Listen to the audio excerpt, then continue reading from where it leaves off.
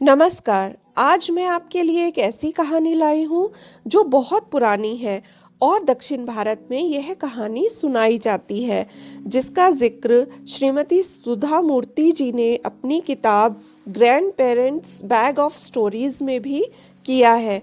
तो मेरे शब्दों में सुनिए कहानी, जिसका शीर्षक है नाग पंचमी की कहानी।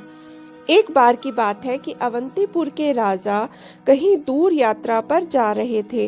रास्ते में उन्हें थकान हुई तो वे रुककर एक बड़े पत्थर पर विश्राम करने के लिए बैठ जाते हैं। उन्होंने पानी पिया तो अचानक उनकी नज़र पैर के नीचे एक पत्थर पर पड़ी। पत्थर एक सांप के आकार का लग रहा था और उसका रंग लाल था।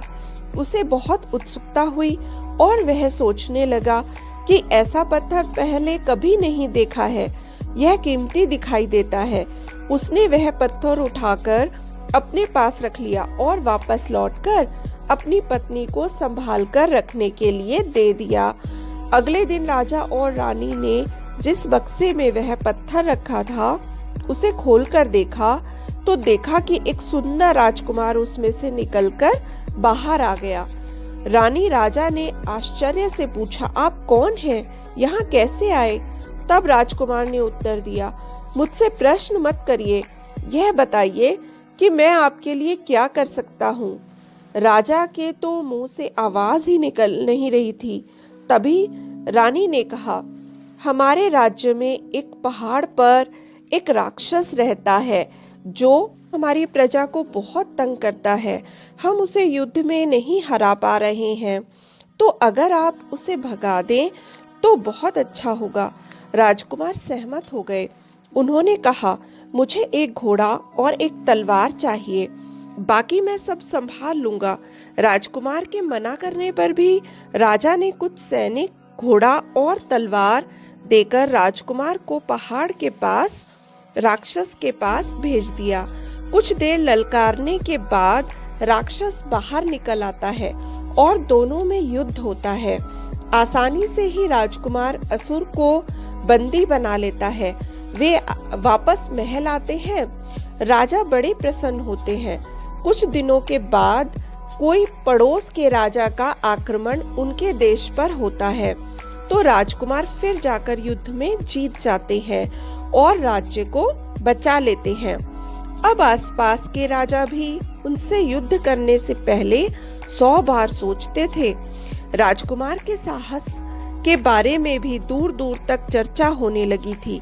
अब क्या हुआ कि राजा की एक बेटी थी, वो राजकुमार को पसंद करने लगी और उसने राजा से कहा, पिताजी, मैं उस राजकुमार से विवाह करना चाहती हूँ। राजा ने यह कहकर मना कर दिया कि बेटी, हम उसके बारे में कुछ नहीं जानते हैं। मैं एक अनजान व्यक्ति के साथ अपनी राजकुमारी का विवाह नहीं कर सकता। राजकुमारी ने भी कह दिया, पिताजी, मैं किसी और से फिर कभी विवाह नहीं करूंगी। बहुत वर्ष बीतने पर भी जब राजकुमारी अपनी बात पर अड़ी रही तो राजा को दोनों का विवाह करना ही पड़ा। कुछ दिनों बाद उनके राज्य का एक त्योहार था जिसमें नई दुल्हन अपने ससुराल के दिए कपड़े और गहने पहनकर मनाती है। तो राजकुमारी के पास तो सब उसके पिता का दिया हुआ था। वह उदास हो जाती है। वह अपने पति से पूछती है कि क्या आपके परिवार में कोई नहीं है? कहाँ है आपका परिवार? मैं सबसे मिलना चाहती हूँ। राजकुमार बात को टाल देते हैं, लेकिन राजकुमारी बार बार रात दिन वही सवाल पूछती रही। तो एक दिन वे दोनों एक नदी के पास घूमने के लिए जाते हैं और राजकुमारी धमकी देते हुए राजकुमार से कहती है कि मुझे आपके अपने माता पिता के बारे में जानना है, नहीं तो मैं नदी में कूदकर अपने प्राण त्याग दूंगी। अब राजकुमार दुखी होकर बिना कुछ कहे ही नदी में कूद जाते हैं और फिर वापस नहीं आते। राजकुमारी को बहुत पछतावा होता है। वह महल वापस आकर खाना पीना छोड़ देती हैं और बहुत उदास रहती हैं।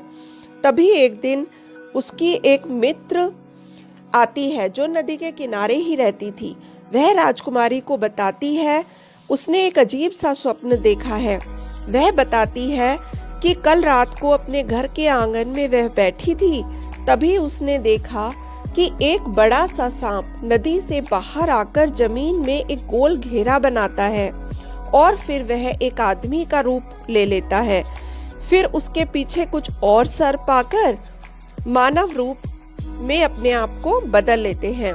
तभी मैंने देखा कि एक राजा के साथ एक राजकुमार सर्प से मानव में परिवर्तित होते हैं। राजकुमार बिल्कुल तुम्हारे पति जैसे ही दिख रहे थे।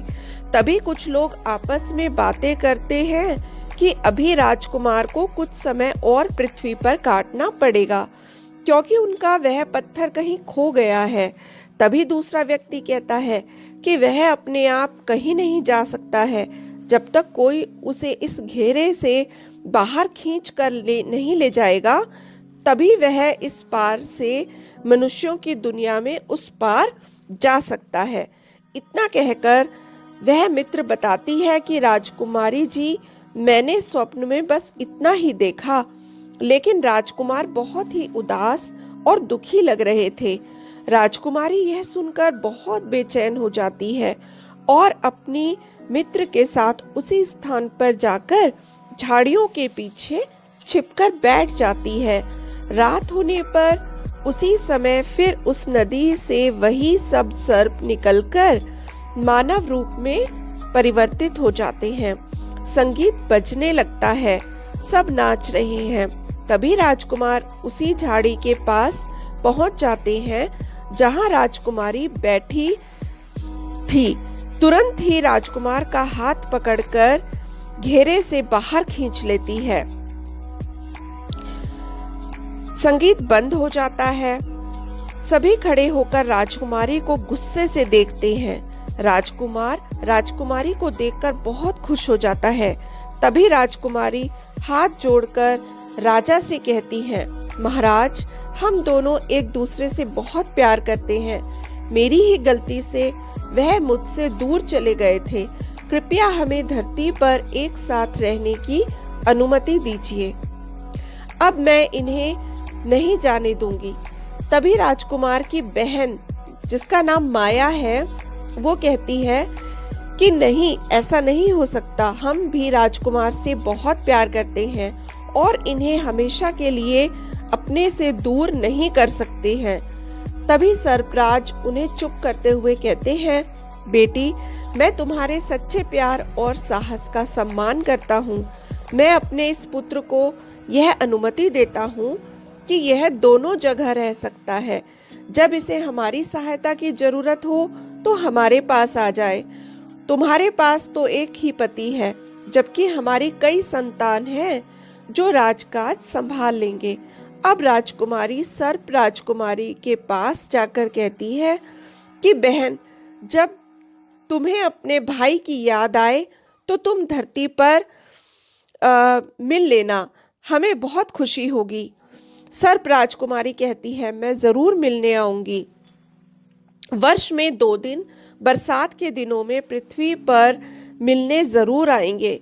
इस तरह राजकुमारी और राजकुमार खुशी खुशी अपने जीवन में लौट जाते हैं और वर्ष में 2 दिन सर्पों को बुलाकर उनकी पूजा करते हैं, उन्हें दूध पिलाते हैं। इस दिन को नाग पंचमी पूजा भी कहते हैं। दक्षिण भारत में कहीं कहीं इस दिन बहनें अपने भाइयों से इस दिन अवश्य मिलने के लिए जाती हैं। तो हमारी कहानी भी यहीं समाप्त होती है। अगर अच्छी लगी हो तो लाइक, शेयर और कमेंट कीजिए।